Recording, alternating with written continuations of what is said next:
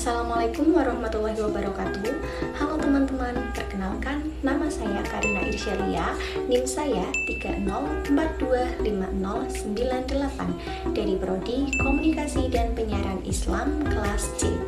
Kali ini saya akan membahas salah satu bab penting dalam sejarah peradaban Islam, yaitu masa keemasan Islam pada masa dinasti Umayyah dan dinasti Abbasiyah. Yuk kita pelajari bagaimana dua dinasti besar ini membawa kejayaan Islam yang begitu luar biasa.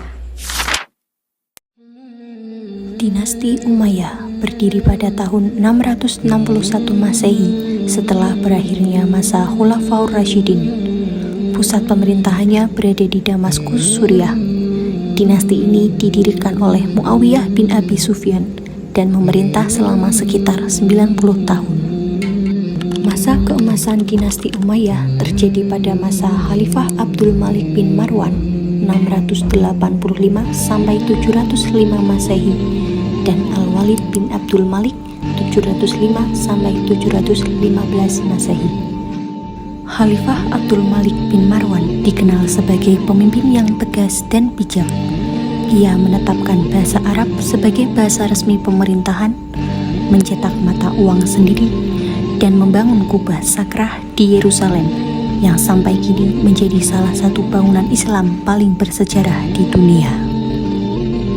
Sementara itu, putranya Al-Walid bin Abdul Malik melanjutkan kebijakan ayahnya dengan lebih banyak pembangunan. Ia mendirikan Masjid Umayyah di Damaskus, membangun rumah sakit dan sekolah, serta memperluas wilayah kekuasaan Islam hingga mencapai Spanyol di barat, India, dan Cina di timur. Pada masa inilah kekuasaan Islam menjadi sangat luas dan dikenal sebagai kekaisaran terbesar pada zamannya. Selain itu, pemerintahan Bani Umayyah dikenal sentralistik dan kuat. Kekuasaan berada di tangan khalifah dan sistem administrasi negara berjalan dengan rapi dan teratur. Namun, walaupun kuat, sistem ini mulai melemah karena munculnya pertikaian internal keluarga kerajaan dan kesenjangan antara bangsa Arab dan non-Arab. Akhirnya, pada tahun 750 Masehi, dinasti Umayyah runtuh akibat pemberontakan Bani Abbasiyah yang kemudian mendirikan dinasti baru di Baghdad. Setelah runtuhnya Bani Umayyah, berdirilah dinasti Abbasiyah pada tahun 750 Masehi. Dinasti ini didirikan oleh Abdullah al-Saffah dan berpusat di Baghdad, Irak. Dinasti Abbasiyah dikenal sebagai masa keemasan kedua dalam sejarah Islam karena kemajuan yang dicapai bukan hanya di bidang politik, tapi juga di bidang ilmu pengetahuan dan kebudayaan. Puncak kejayaan Abbasiyah terjadi pada masa pemerintahan Harun ar-Rasyid 786 sampai 809 Masehi dan Al-Ma'mun 813 sampai 833 Masehi. Pada masa ini, Baghdad menjadi pusat peradaban dunia. Dibangunlah lembaga ilmu pengetahuan terkenal bernama Bait al-Hikmah.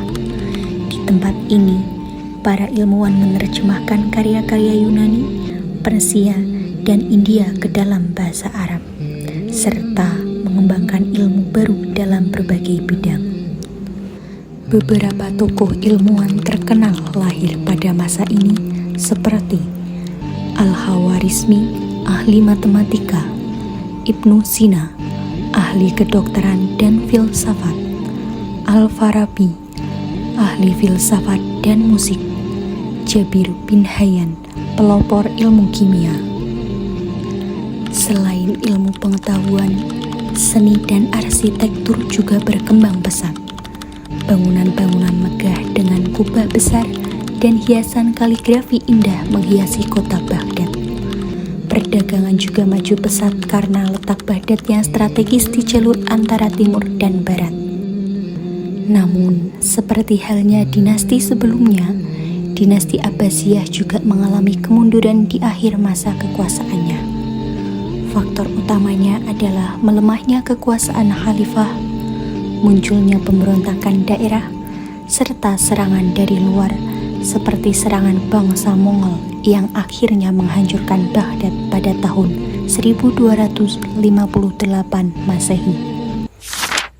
Dari masa keemasan dua dinasti besar ini, kita dapat belajar bahwa kejayaan Islam lahir karena semangat mencari ilmu, persatuan umat, dan kepemimpinan yang adil. Umat Islam pada saat itu tidak hanya kuat secara militer, tetapi juga unggul dalam ilmu pengetahuan, teknologi, dan peradaban. Mereka menjadi contoh bahwa kemajuan umat dapat dicapai jika ilmu dan iman berjalan seimbang. Itulah kisah singkat tentang masa keemasan Islam pada dinasti Umayyah dan dinasti Abbasiyah.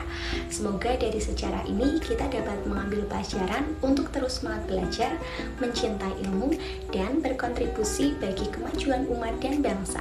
Terima kasih sudah menonton. Wassalamualaikum warahmatullahi wabarakatuh.